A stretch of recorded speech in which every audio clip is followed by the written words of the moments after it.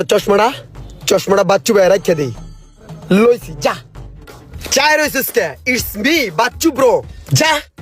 খারা রইছিস কে ক্যাপ্টারাবি যা কি রে ভাই আমার পাওয়ার কি কমে গেছে নি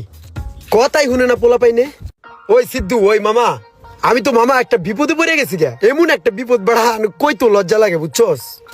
আমি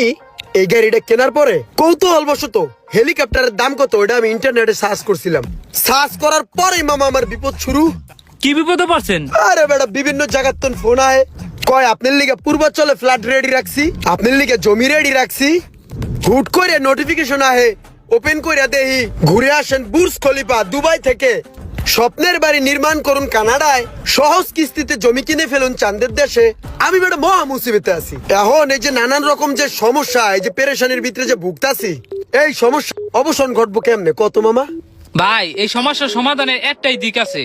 আপনি যে জায়গায় যায় হেলিকপ্টারের দাম সার্চ দিয়েছিলেন না,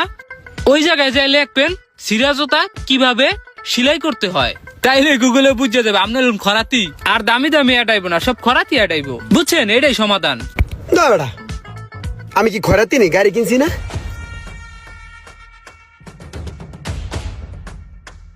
হুই বেটা হুই কাকায় লাড